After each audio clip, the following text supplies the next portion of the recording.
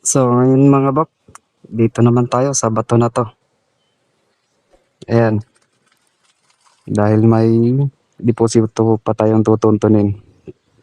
Pero tatlong deposito ang dala ng bato na to. My sourceless water, from yin and yang, arises two sides. From land and sky emerges the divine. My yin-yang fish.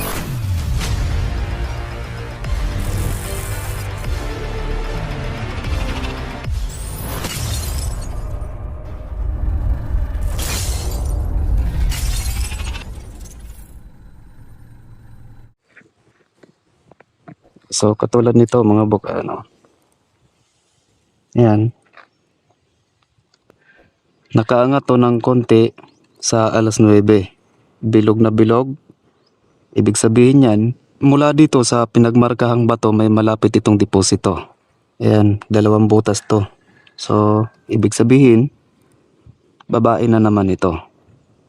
Kailangan na naman natin yung pangatlong hole kasi nandito yung 2. So, dito naman sa taas, ayan. Ito kung mapapansin nyo, yung hole na yan. Kasya 3 daliri, Ayan. Papasok itong hole na to. Parang mga nasa alauna yata ang angle nito. Ayan. Dito naman sa kabilang side. So, mapapansin nyo ang marka na to. Ayan. Ayan. So, nung mga nakaraan, hindi ko to masyadong makuha ko anong ibig sabihin niya. Akala ko pointer ito nung unang nakita ko to na pinadala sa ka-TH natin. So, dito ko na lang napagtanto itong marka na to kung ano ibig sabihin. Dahil nakita ko na yung kabuuang mga marka at paligid dito. So, itong marka na to, 3 yung pinagsama-sama na ginawang isa lang So, ito yung una. Ito, linya na may hole. Tapos, ito yung pangalawa. Yan. Tapos yan, pag ganyan. Tapos ito. Yan, ang katakanayo. Itong marka na to. Tapos pag ganyan. Tapos ito. Ibig sabihin yan, big. So, doon sa taas, may rock. Itong katakanayo na malaki. Big. Nasa taas. Ayan, sa taas lang. Kasi sa baba ito. So, ang napapansin ko lang sa marka na to, ang tinutukoy niyang bato, may mga flat surface. Ito yung napansin ko dito. Itong katakanayo. At isa pang palatandaan natin sa mga bato na yan, maliban dito sa malalaking bato na may flat surface, ay itong marka na to mga bok. Sa actual kasi mga bok, rectangle ito. Yan. Na ito nasa loob ng bilog. So, ibig sabihin yan, itong rectangle na to, wood. Dahil ang gumagamit niyan, wood element sa polygons na to. Pag nakahiga yan, ang rectangle, so ibig sabihin yan, earth element ang gumagamit. At ngayon naman, ito yung mga palatandaan natin. Lagi nating bantayan itong mga book, yung mga given. So itong mga bato na to, may malapad na bahagi. Kahit sa taas man o kaya dito sa wall part, no. Tapos ito yung palatandaan pa natin. May wood element. So ito yung nakasaad nito sa marka na to. Nakalagay na lahat dito sa marka na to kung anong ang klaseng bato ang hahanapin natin. So itong una, ayan, kung mapapansin nyo ito may hole. May hole pa isa, mababaw. May hole pa dito. So 3 sila. So itong 3 hole na to ang gagawin nating distance. Ano ba ang gagamitin natin? Ayan mga bok. Itong X na to. So ibig sabihin yan, itong 3 hole na to, tig 10. Ano bang gagamitin nating sukat nito? Metro o yarda? So gagamitin natin yung yarda mga bok, standard tayo, hindi tayo mag metric distance ano. So mula dito sa pinagmarkahan, kukuha lang tayo ng 30 feet. Kasi nakalagay dito 10 10 ito. Tapos itong butas naman tatlo. So tigte 10, 30. So feet ang gagamitin natin, i-convert natin yan sa yards, 10 yards. So mula dito, dahil nakasaad naman dito sa marka na to, itong linya na to na may dot, so up, andyan lang naman yan. Yung bato na yan, 10 yards mula dito. So ito pang marka dito. Ayan. So naka letter C yan mga bok, ayan o. Nakasi na medyo flat yung ditong side na to. Bantayan nyo lang mga bok yung decoding ha. Kasi may linya ito, ayan o. Pero hindi tumawi dito sa hole na to. Itong hole naman papasok. Maliit lang. So deposit under wood. Yan yung decoding niyan mga bok. Under kasi tinaob itong C. So yung bato na hanapin natin mga bok, pinagmarkahan nila. May mga marka. Dahil sa linya na to. Yan, ito kasi rock ano. So sa baba ng rock na may wood element. Bantayan nyo palagi mga bok yung mga given. Dahil dito tayo kukuha ng mga clue kung paano natin mahanap yung mga deposito. Dito pa isa mga bok, ayan o. Ayan itong marka na to. So kasya pa nga apat o. Ayan.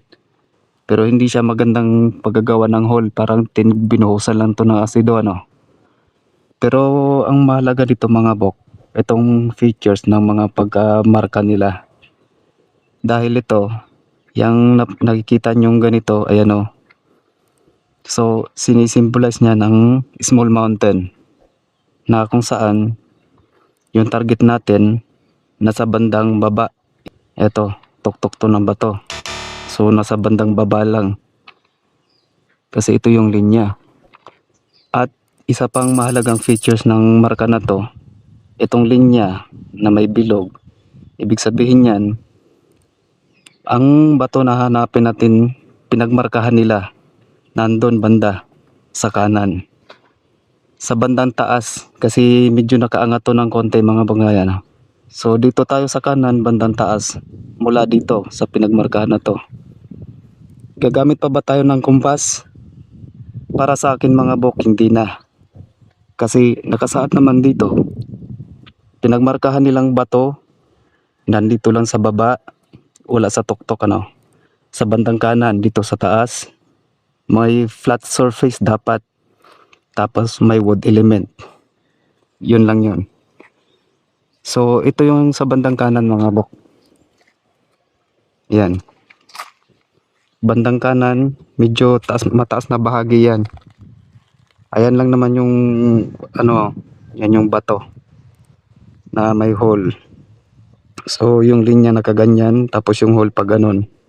Ang direksyon, so yan yun, katabi yung bato, malaki ano. Yung John 25:11 na kung saan, yun naman yung tinuturo ng bato na yan.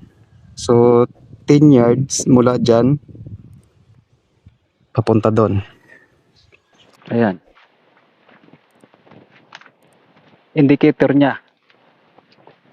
Ayan yung hole na yan, bilog na bilog. Papasok.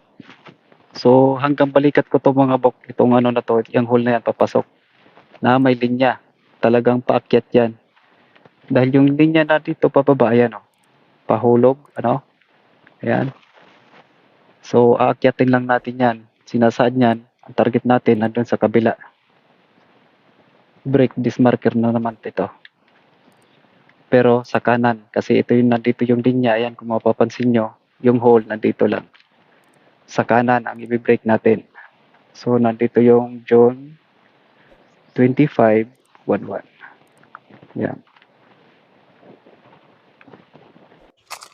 So hindi ako masyadong gumagamit dito ng ano mga bok, lalo na pag nakita ko na yung ano mga pinapahiwatig nilang marka.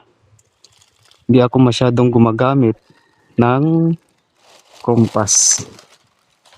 So ayun, so pinagmarkahang bato, may flat surface din mga bok ano. At ito naman, meron din isang malaking bato, may wood element din oh. So nandun naman sa taas, ayan yung malaking bato. Bali maraming bato to dito mga bok, ayan oh. Napakadaming bato ano. So ang nakasad kasi doon sa marka natin, malaking bato na may flat surface. Pansinin nyo itong mga bok, oh. Flat talaga yan ano. So may mga bato pa doon, ayan, may wood element pa. So ito may flat surface din yan mga bok. Tapos yan, pwede natin gamitin yan sa wood element, ayan oh. Yung linya na yan.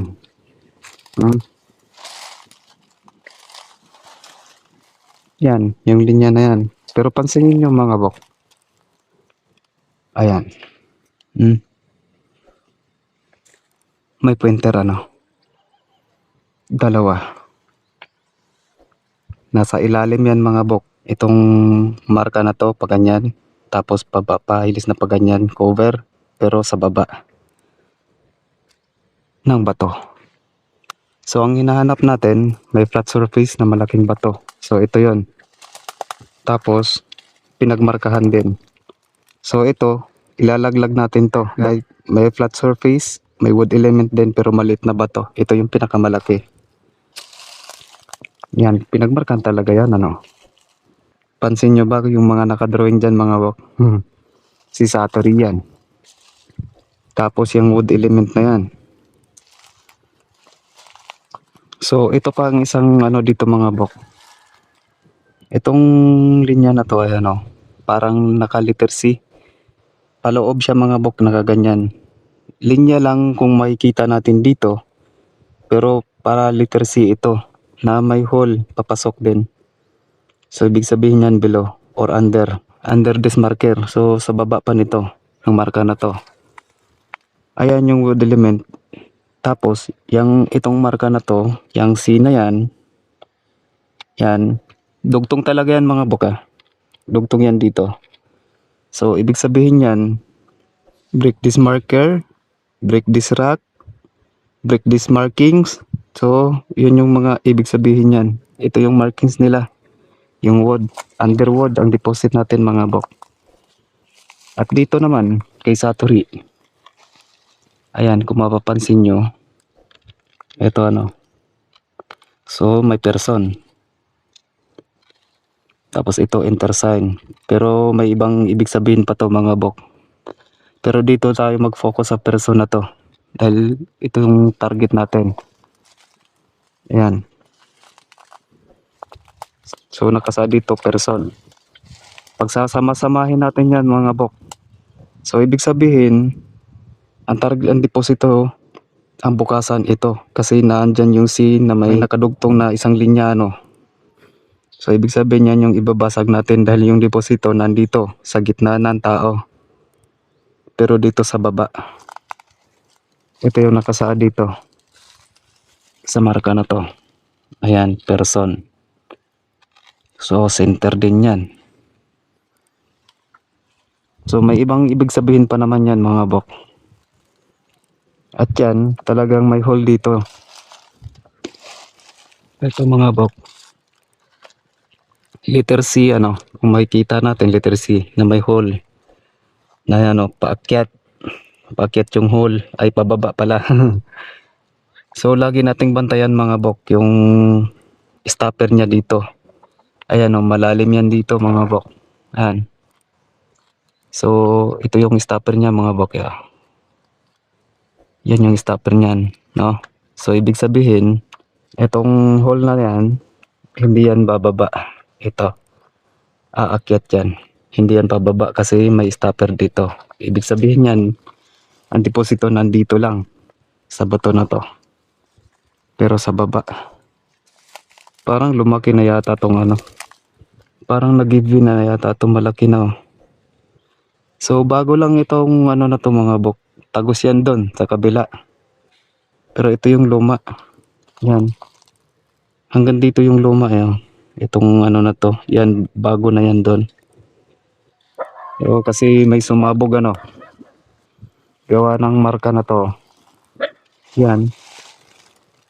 Itong marka na to. Yang. Code na yang.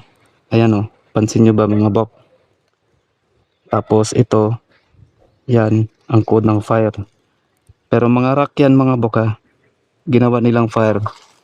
Dahil may mod deposito ditong may fire. Ayan. Pwede rin tong gawing code ni Yen. Itong ano na to. Yan. Small fire, big fire. So naka-fire yan mga bok. Pero lahat ng marka na yan, ibig sabihin yan bato.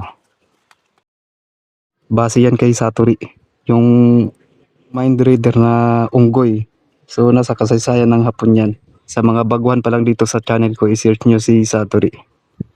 Tsaka may ano na rin ako nun, may video na rin ako nun mga bok doon sa kay Satori method din yata yon. So may hanapin nyo na lang. Ayan, may wood element. So ito yung babasagin natin dahil may nakasad ditong C na may linya ano, karugtong. So babasagin natin to. Nandito sa gitna pero dito sa baba. Yan yung nakasaad niyan. So nung unang pinasa to sa cottage natin, yung katakanayo, hindi ko makuha kung ano ibig sabihin. Kala ko pointer noon. So dito ko na lang to napagtanto mga bok nung nakita ko ng ano, nakita ko na nung kabuuan. Iba talaga pag nakita ko yung buong paligid kasi itong mga marka na to dito mga bok kaugnayan sa paligid natin ano. So ito yung paligid natin dito. Ito nga pala yung small mountain ayan oh. Yan yung tuktok. Yan pababa na yan. Malaking bato din ano. Pero walang flat surface, may wood element lang. Yun may wood may flat surface, may wood element din pero maliit na bato. Ito yung malaki. So nakasaad doon nasa baba lang ng tuktok ng bundok. So ito yung tuktok. So nandito lang siya sa baba. Yung malaking bato na yan. Yung pinagmarkahan ayun, yun pala. Itong bato na to. So para mas madali, ang target natin nasa ilalim ng bato na may wood element. So yan yung nakasaad dyan sa marka na yan. May isa na tayo mga bokano. So hanapin naman natin yung pangalawa. Kasi itong ano na to mga bokayan, tatlo kasi to ano. So hindi ko to isasali muna dito yung pangatlo. Gawa ng nai-content ko na yan mga bokandon. So kung isasama ko pa yan ngayon, mai-content ko na naman tong bato na to. Yung parang bobong. Sa Shinto decoding kasi yan mga bok. Tapos pag i-content ko na naman yung Shinto method, mako-cover na naman yung bato. So nakakasawa na. Doon na lang sa Shinto method natin isasama yung bato na yan. Kaya lalagpasan muna natin ngayon yung deposito na yan dyan. So ito naman yung pangalawa dito mga bok. Ang kalokohan ng mga Hapon. Ayan, pansinin nyo muna yung nasa harapan. Ayan, may dalawang bato na kahilira, no? Tapos may isa, ayun, malaki. Bantayan nyo itong dalawang bato, mga bok. Dahil itong method na to, ang isa sa concept ni Amaterasu, ang ginamit nila. Sisilip. So, ito yung mga kalokohan na ginamit ng mga Hapon, mga bok, ayan, no? So, pansinin nyo yung bato na yan. Dalawa yan magkatabi. Kayang itago yan dito mga bok. Diyan. Sa gitna ng dalawang gatla na yan. So, ganito yung method na ginamit nila mga bok. Ayan o. Natago na ano. So, yun. Ang direksyon natin. Diyan natin hanapin itong deposito na to. Yan. Kasi yung deposito natin nasa bandang kanan. May isa pa pala dito mga bukyo. May isang hole pa. Ayan. So dalawa siguro yan. Taas at baba. ang direksyon ng deposito. So tignan natin mga bok kung dalawa ba yan. Ngayon ko lang to napansin. So taas at baba, malamang dalawa. Tingnan natin kung dalawa ba. So lagi niyong tandaan mga bok yung kalokohan ng mga Hapon na yan, oh. So ang target natin nandito. Ito yung direksyon natin, ang deposito nandito sa kanan. Yan, tago ano. So ganito yung mga kalokohan ng mga Hapon mga bok. Itong channel lang na to ang nagtuturo ng mga kalokohan na ginagamit ng mga Hapon. So ito, kaya tinago itong bato na to dahil may flat surface din. At medyo malaki din tong bato na to mga bok ano. Tapos yan, pwede natin gawing wood element yan ano. Tapos yung isa, may flat surface din yan. Tapos may basag, so pwede na natin gamiting wood element din yan. Pwede magiging target natin. So dalawa to sila. Yang hole na yan sa bato na yan, dito yan nakatutok mga bok, ayan oh. Kaya ang ginamit nila, ang method niya may tiraso, sisilip para maitago ito. Dahil itong bato na to, hindi ito target natin. Yan, napakalaking bato yan. Lalo na yung kasunod, malaki din pero basag-basag. Na may flat surface din ano. So katabi niya lang. Ano. Lagi niyong bantayan itong ano mga bok. Yang marka na yan. Bantayan niyo itong marka na to. Yung nakaganyan parang Y. Dahil no deposit here, no deposit on this side. So ibig sabihin walang deposito ito. Bakit nilagay ang marka na yan dito sa spot na to? Dahil dito mga bok, pansin nyo ba? Ayan o, may hole. Tapos may hole din. Tapos may isa pang hole dito. So ito, pwede natin itong gawing pang alignment sa dig spot kung meron dito sa spot na to. Kaya nilagay ang marka na yan. Dahil may mga bato pa dito, ayan o. May pathway pa silang ginawa. Yan, may bato rin yan dyan, maliit. So, ayan. Ito yung anuhin natin mga bok eh. Meron pa pala ditong isa oh. Meron pa sa baba, sa ilalim ng bato. Talaga naman oh. Ayan mga bok nakasi. Isa, dalawa, tatlo. Babasagin natin. Nasa baba. Ayan. Itong marka na to. Parang dalawang C ito mga bok. Hole siya. Pero parang dalawang C ano. Nakasi ito. Parang nakasi din dito. So ibig sabihin yan, ang target natin nasa ilalim ng bato. Tatlo sila. Ayan. Hindi yan alas 12 mga bok. So nasa mga alauna. Bilog na bilog ito yun. Ayan. Sa baba. Ang target natin. So tatlo, may tatlong ano pala to. Itong isa, lagi nating bantayan to mga bok.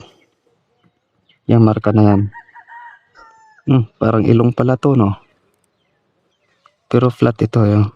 Parang ilong. Kukumpasan nga natin mga bok. Titignan natin.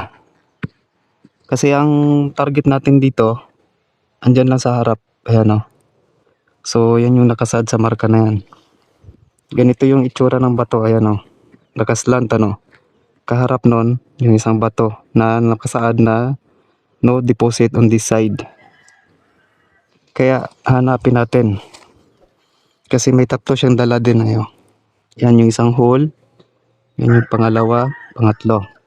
So itong pangatlo, nasa ilalim.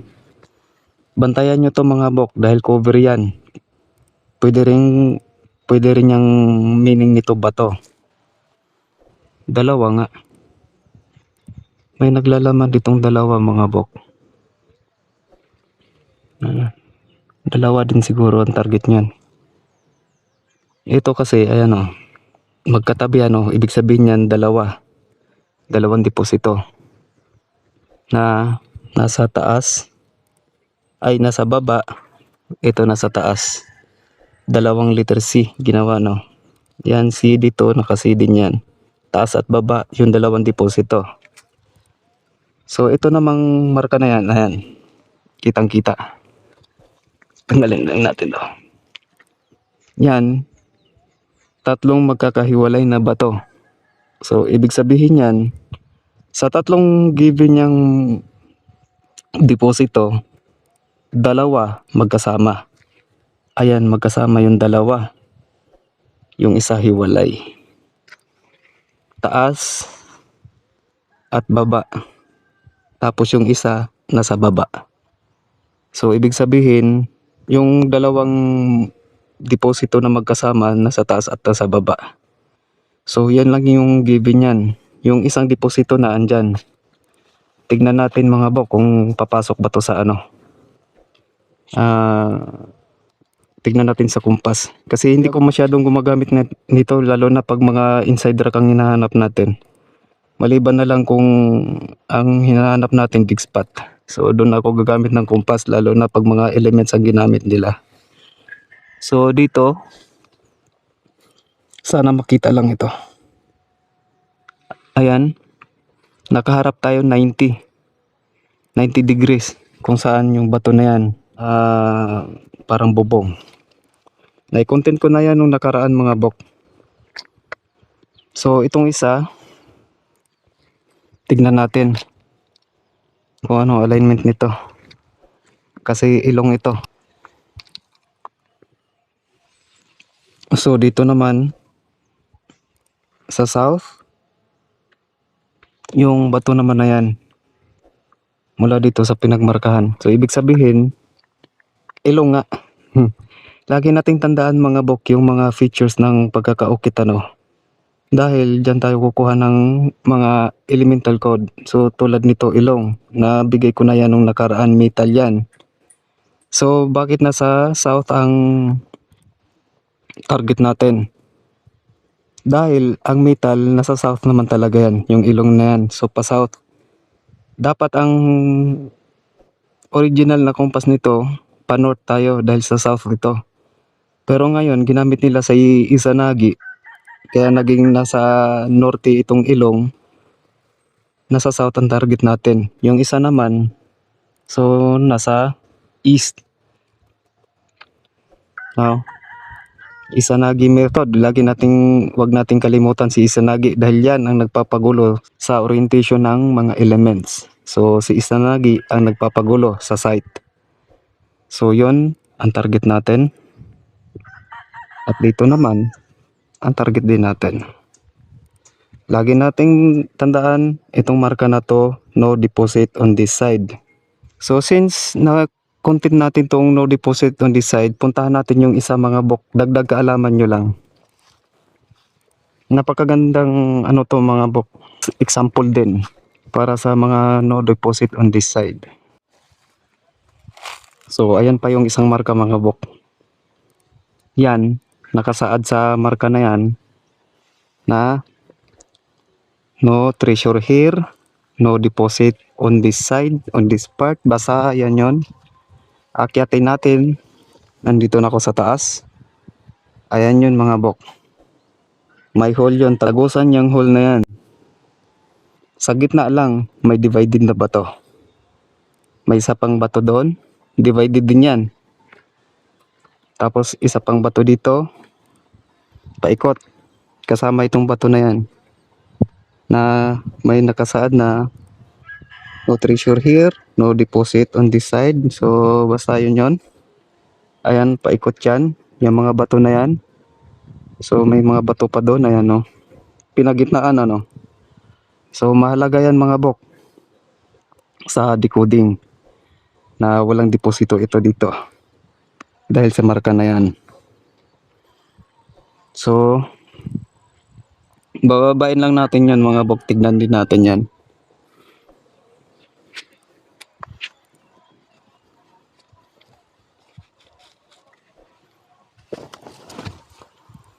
Talagang may hagdan dito mga bok. apakan, dalawa. So ibig sabihin yan may dalawang deposito ito dito. Itong dala pero hindi itong bato na to. Yan, yung linya na yan na may hole, up. So hindi tayo mag-up doon, dito tayo. Dahil naandun ang target natin. Yung ano na yan. So dito, yung bato na yan, ito naman ang itsura niyan. Pansin nyo naman mga bok, ano? Ayan o.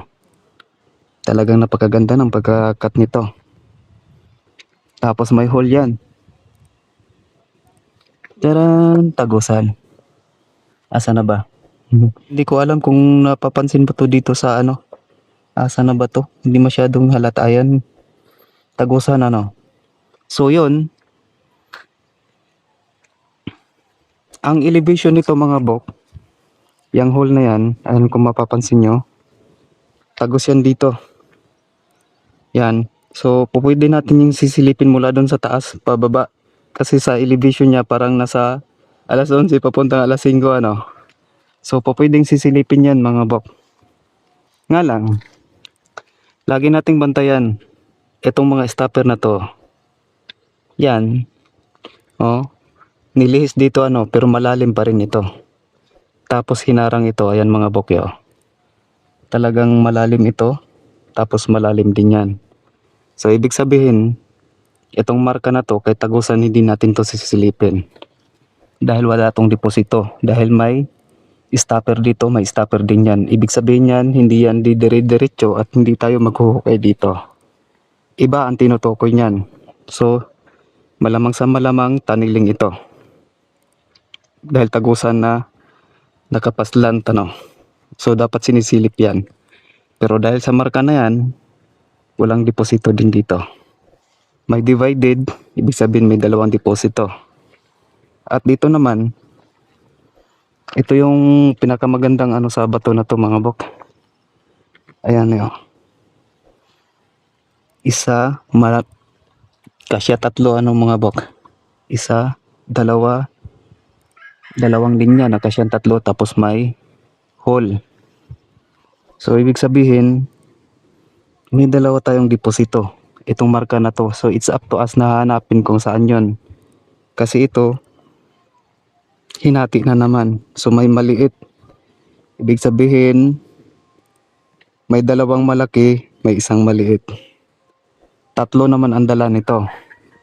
So nakasaad doon, may dalawang deposito yon. Nakasaad dito, tunneling. So ibig sabihin, ang isa hiwalay yung dalawa magkasama. Kasi dalawa lang yung nakasaad doon. Pero tatlo yung nakalagay dito na bato. Na parang na ginawang kapa. Ayan, parang pagong ano. So, may taniling. Kuha nyo na ba mga bok ang decoding? Be attentive lang mga bok ano. Para hindi nyo ma-misunderstood yung mga sinabi ko. Kasi hindi ako ganun kagaling na teacher. So, yun lang yun mga bok. Ayan o. Dalawa. May dalawang deposito. Hukay yan mga bok. Itong dalawa. So, ito naman, ayan, nakasi. Yan, tapos may hole. So, papunta tayo doon. Dadaan tayo dyan. I-check natin kasi wala nga deposito dito. Ito may dalawa din. Divided, magkasama yan. Napakagandang ano nito mga bok ano. Dahil yung deposito natin dito, andito lang mga bok. So dahil nandun si Kappa, malaki, hanapin natin yung maliit. Yan, walang laman to dito. Napakagandang mga marka na itong mga bok ano. Parang aso. So nandito lang mga bok, yung deposito. So yan, pansin nyo ba? Kappa pa rin yan mga bok. Ha? Ayan, parang pagong kung titignan natin ano. Pero lagi nating bantayan, pag pinutol yan, ibig sabihin half turtle si Kappa ito. So yung deposito nandito lang. Nandyan eh oh. Isa, nandyan yung pangalawa. Nandito yung hukayin. Tapos itatunnel papunta doon, direct shaft yan. So balik na tayo doon mga bok. Yung bato na yun, babalikan natin. Tapos pupunta tayo dito sa bato na to. So andito na ako. Tatlo ang deposito natin mga bok ano.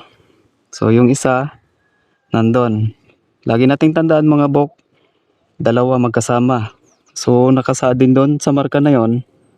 Dalawa target natin, taas at baba dito sa pupuntahan nating bato. So may tatlong deposito ito. Yan. Metal yan mga bok. So flat nose. Ibig sabihin yan flat surface. Dahil yung tinuro niyang bato, ayan, may flat surface yan nasa east. Ito din, sa south, may flat surface din. Kita nyo naman ano. So lagi nyo tandaan yung mga bok, yung mga marka na walang laman. No deposit on this side, no treasure on this side. Basta yun. Bantayan nyo lang. Para hindi tayo makapag-hukayin kung saan-saan. Yan, napakalaking bato ito. So yung marka na yun mga bok, ayan, yung pinakamaliit na bato doon, yan, parang kakaunti lang na lumabas. Ito yung matatamaan pag sinisilip natin yun. Itong marka na to, ang matatamaan. So lagi nating tandaan na ang target natin nasa kanan. Sa taas ano, pero sa kanan. Pero bantayan natin mga bok ha, kasi taas at baba. Dalawa yung nakasaad doon. Sa taas at baba. So ikutin lang natin mga bok kung may makikita pa ba tayong mga mahalagang marka. Dahil isa yan sa mga clue natin. Hindi lang tayo basta-basta aakyat dyan nang hindi natin nakikita tong ano. So yan, kung mapapansin nyo mga bok, ganitong marka. Inuka talaga yan, ito flat ano, dire-diretso pababa, pinutol ito. So ibig sabihin enter. Hindi tayo mag-enter dito sa harap, aakyat tayo. So yan yung nakasaad niyan sa marka na yan. Ayan o. Pinutol to dito. Aakyat tayo sa taas.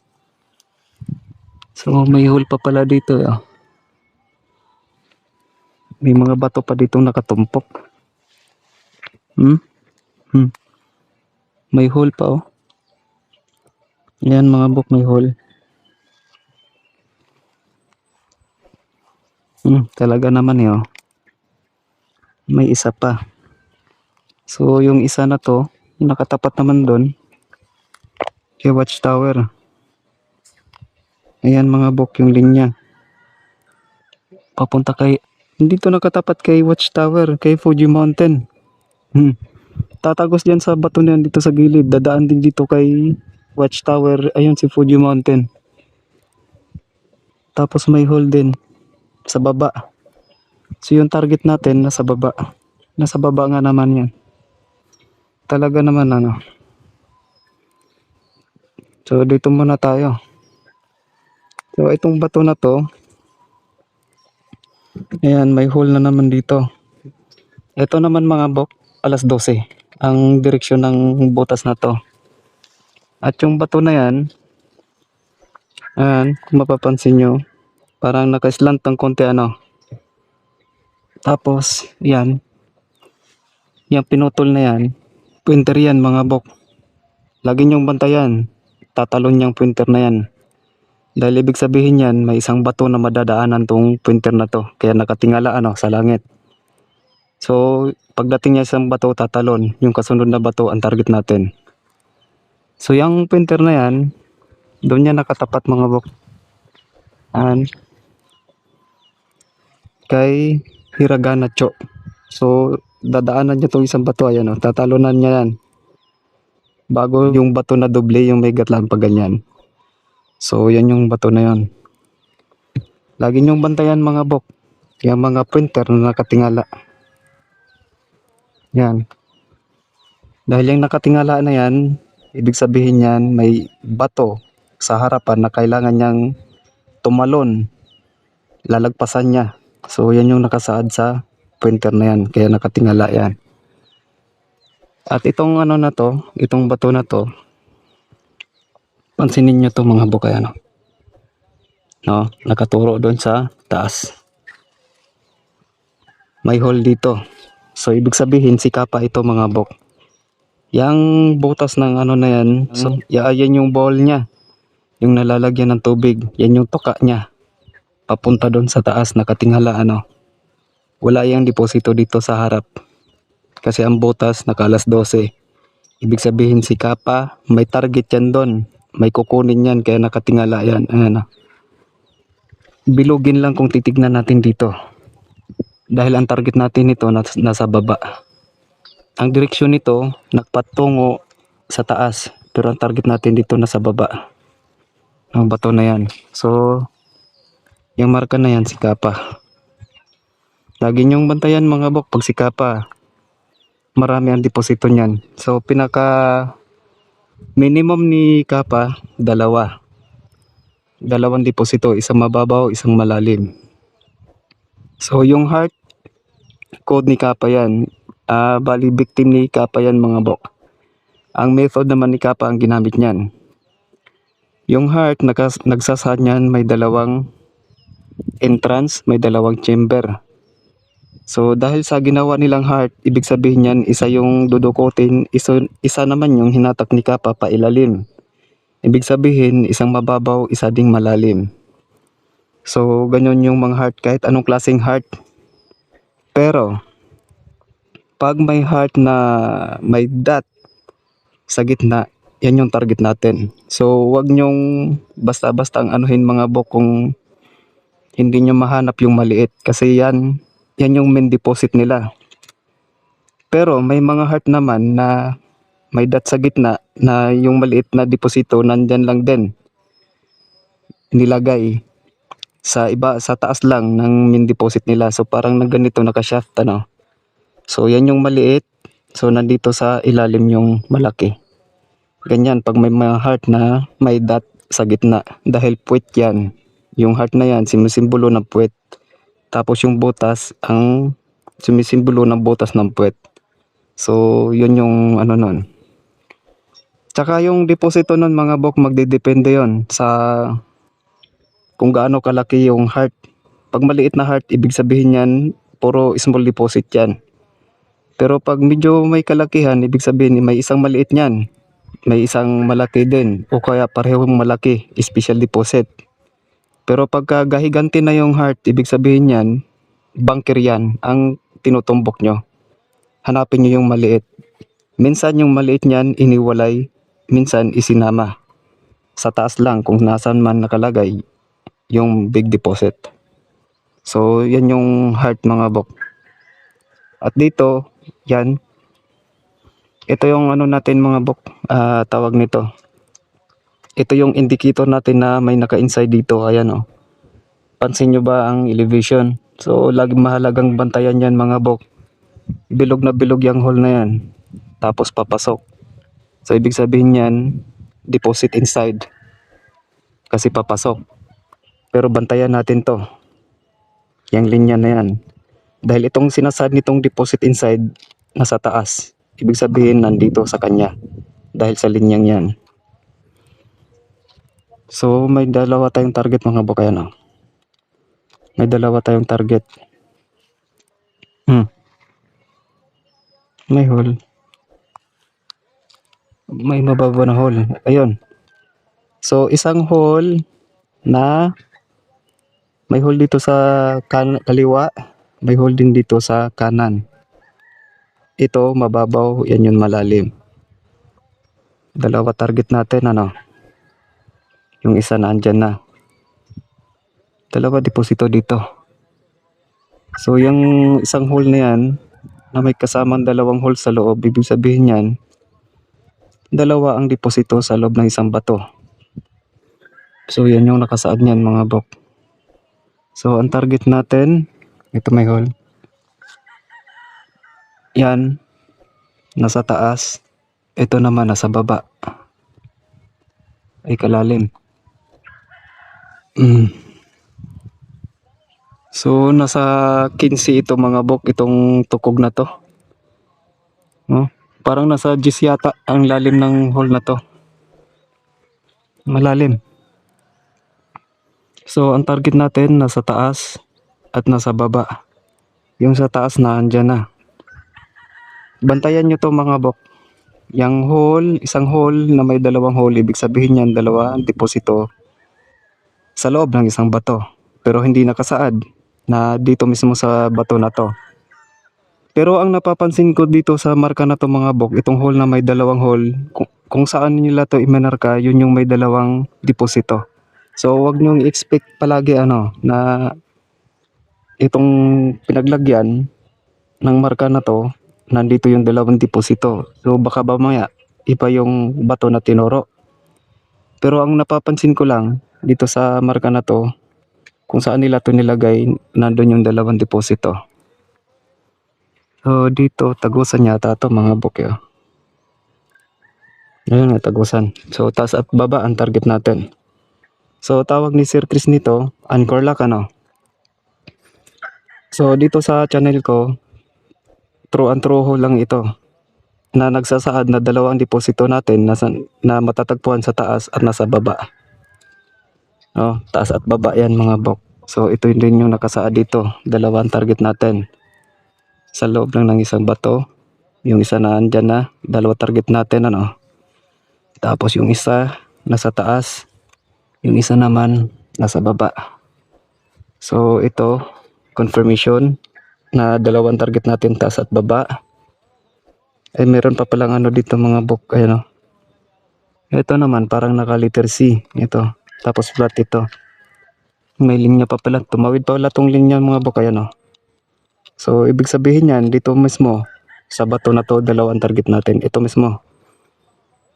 Itong C na to na may tumawid na linya. Dalawa din ang target natin sa loob ng isang bato. So itong marka na to mga bok, kaparehas lang din to sa ganitong marka. Yan. Na may dot, tapos dot dito, kaliwa kanan. So divided. Ang pagkakaiba lang nila nito, ito kasi magkasama. So itong divided, maaring magkasama, maaring hiwalay. So sa kasunod na marka, ito mga bok. Talagang may dito, naka letter C. Tapos nandito yung hole. C na may hole below. So yun nga, dalawa ang target natin sa bato na yan. Talaga naman So yan yung itsura ng bato. May flat dito, flat yan, tapos flat din yan. So yung isa nandyan sa taas, yung isa nandito yan. Yung C na may dot, ibig sabihin niya sa baba. Pansinin nyo tong parte na to mga bok. Yan, naka-divide magkaiba ito. So baka yung sinabi niyang sa taas, dito yan matatagpuan. Tapos itong sa baba na to, sa ilalim na to, below ground tayo. Talaga naman dalawang deposito. Bantayan nyo to mga bok. Yan. Dahil itong marka na to, nagsasaad dito na dito mismo sa pinagmarkahang bato, dalawa ang target natin na nasa taas at nasa baba. Yan. Anchor lock kung tawagin ni Sir Chris ito. Pero dito sa channel ko, dalawang deposito niyan, taas at baba. Nasa taas, nasa baba. Dalawang deposito. So, be attentive lang mga bok. Para hindi nyo ma-misunderstood yung mga sinabi ko Dahil sadya talagang magulo ako magturo.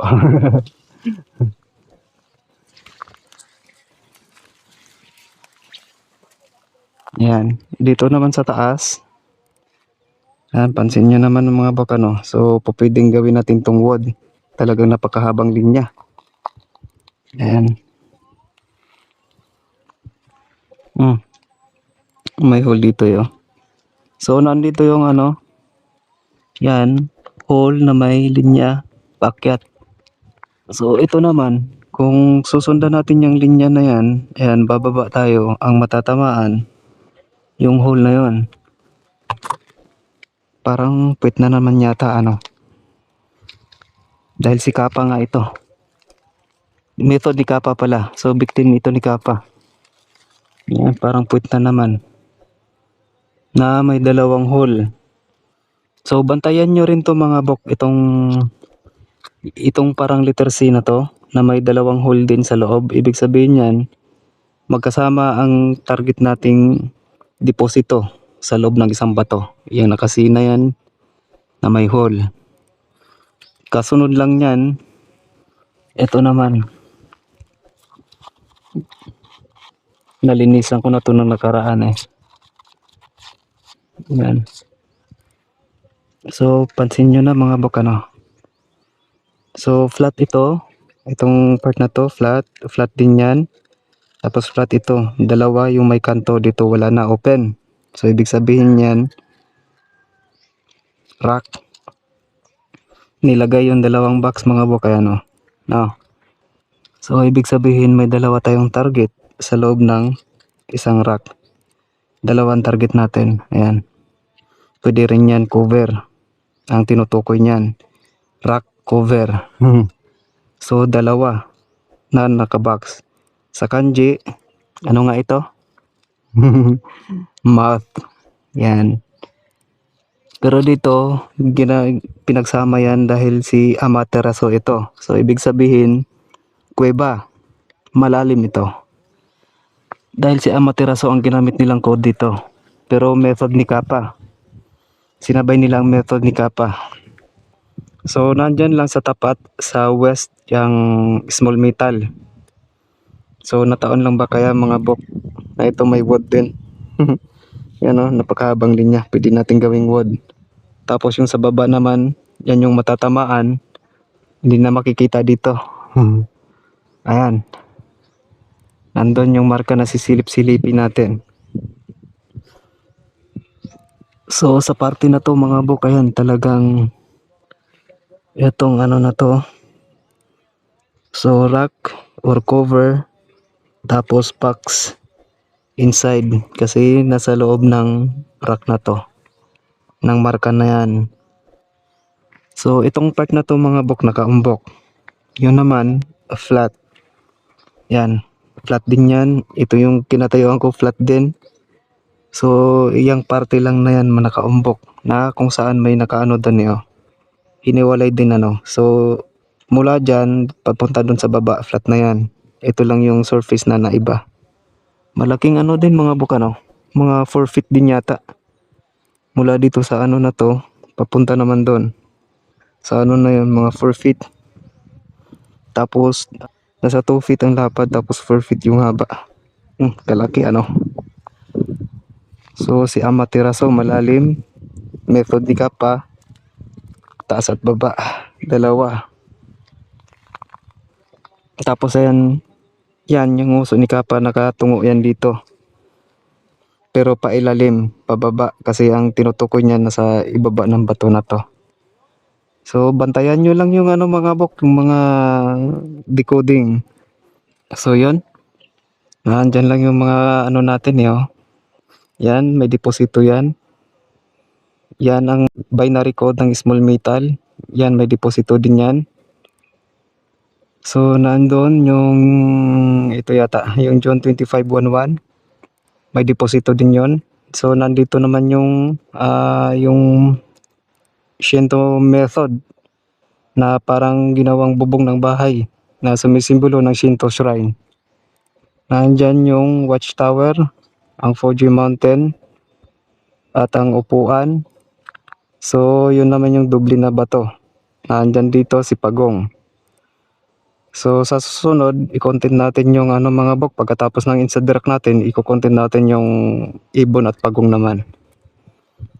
So, itong site na to mga bok, hawak ito ng Samurai Clan. Pag nakita nyo yung itong Fuji Mountain, ibig sabihin yan mga bok, prepared site yo. O kaya itong upuan. So, sabi ng mga ka-teach natin na nagbablog, upuan ni Yamashita ano. So yan, nakasaad din yan na isang imperial site ito. Yang upuan na yan. Dahil tinutukoy niyan ang upuan ng isang emperor. Maliit man o malaki, basta nag-exist yan sa lugar nyo, ibig sabihin prepared site yan dahil isa yan. Kasama yan sa imperial site. So yan, gahiganti ang upuan na yan. Ibig sabihin, hindi basta-basta ang deposito dito. Kaya mga naka-inside track dito, makakapal yung tinakip nila. Malalalim, may kasama pang poison. So, yung isa naman natin, yung John 2511, nag-crack na yon. Na ang crack mula dun sa likod papunta dito sa harap. So, hindi ko pwedeng galawin yan mga bok. Gawa ng bawal sa akin na galawin yung ano na yan. So, ilang kimbot na lang yan mga bok. Pera na. Naandyan na. Basag na. Konting ligwat-ligwat lang ba. Tanggal na yan ano. So, dahil sa may mga bagay kasi akong sinumpaan mga bok na hindi ko pwedeng baliwalain at hindi ko pwedeng baliin. So, pag sumumpa tayo sa isang bagay, dapat panindigan natin ano. Wala namang perpektong tao. So, may mga pagkakataon na may pangako na nababali ano. So, sa sitwasyon ko na to, hindi ko pwedeng baliin mga bok. So, walang perpektong tao. Hindi ako perpekto. Yan, nagkakamali din ano. So, sana mga bok may natutunan kayo dito sa mahabang video natin. So, ilang deposito lang. Sana may natutunan kayo sa mga marka. Lalo na yung upuan na yan. Maliit man yan o malaki, ibig sabihin imperial site yan. Basta may mga upuan, maliit man yan o malaki. Mga prepared yan. Lalo na pag kahit itong Fuji Mountain lang na makita nyo sa ano, sa site nyo. So ito, napanood ko na to kay Sir Chris. Yung 3 dot, o parang 5 dot yata yon. No, dalawang triangle, ginawang triangle, tapos yung isa maliit. So Fuji Mountain din yon. Yon, nagsasaad na may, yung bawat dot nagsasaad ng deposito yon na prepared yung site na yon. Kasi nga, itong Fuji Mountain ang sumisimbolo ng Japan. Dahil yan ang isa sa mga geographical feature na kilala sa Japan, ang Fuji Mountain. Kaya, meron tayong imperial, ito Japan.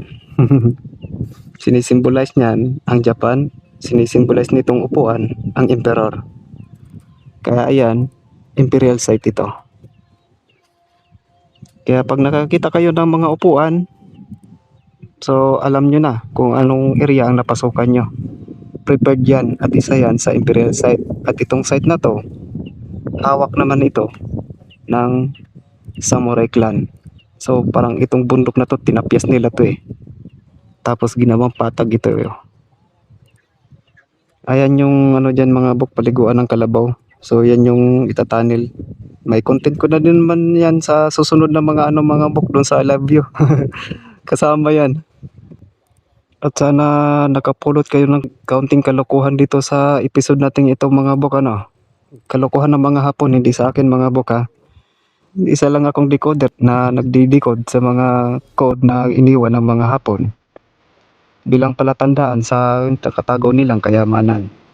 Nakaw pala. Ayan. Imperial site. Napasubo talaga ako sa site na to. So mahaba na ang oras natin mga bok. At muli, ako si Nudge na mag-iiwan ng ilang mga kataga. Sa treasure hunting, hindi kailangang magaling ka. Ang mahalaga, may alam ka sa mga marka. Hanggang sa muli.